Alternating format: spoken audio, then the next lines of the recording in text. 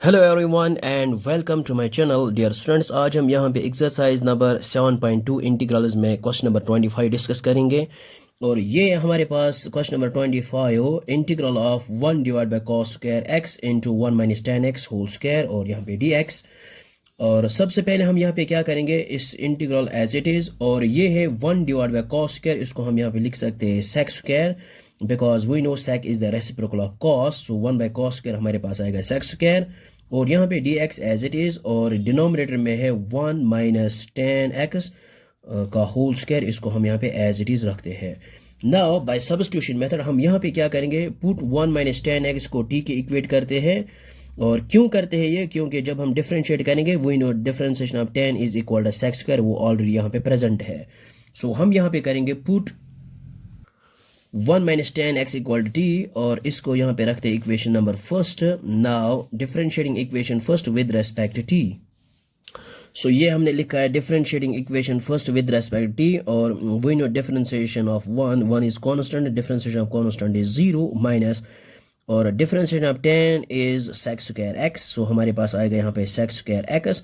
उसके बाद x का डेरिवेटिव लेते हैं विद रेस्पेक्ट टी, हमारे पास आएगा d x divide by d t which is equal to, और differentiation of t with respect t हमारे पास आएगा 1 के बराबर। ओके नाउ इसके बाद हम यहाँ पे लिखते हैं माइनस सेक स्क्वायर एक्स, और यहाँ पे है d x which is equal इस डी टू को यहाँ पे मल्टीप्लाई करते हैं।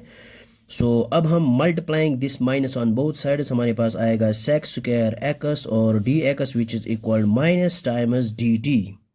सो इसको हम अब यहाँ पे एज इट इज़ रखते हैं। सो हमारे पास जो ओरिजिनल इंटीग्रल है वो है इंटीग्रल ऑफ ये जो sec square X D X, इसको हम साथ में मिलाएंगे तो हमारे पास आएगा ये माइनस डी टी के बराबर। सो यहाँ पे हम लिखेंगे इंटीग्रल ऑफ ये जो है sec square X D X, ये हमारे पास है माइनस डी टी, और डिनोमिनेटर में 1 माइनस टेन एक्स को हमने यहाँ पे पुट किया है टी के बराबर, तो यहाँ पे लिख सकते इसकी जगह टी, लेकिन यहाँ पे है square. So which is equal, इस माइनस को बाहर निकालते हैं इंटीग्रल से और टी स्क्वायर को न्यूमरेटर में ले आएंगे, हमारे पास आएगा T to the power minus two and D T.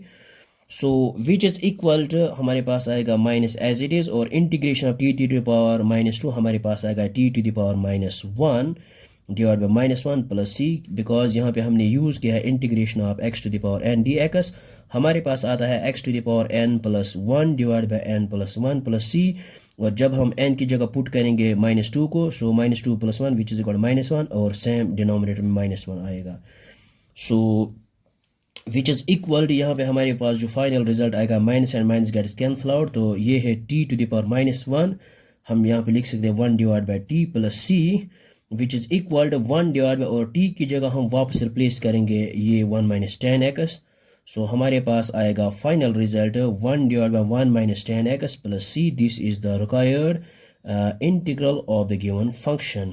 Okay so I hope आपको ये समझ में आया होगा। So thanks for watching this video.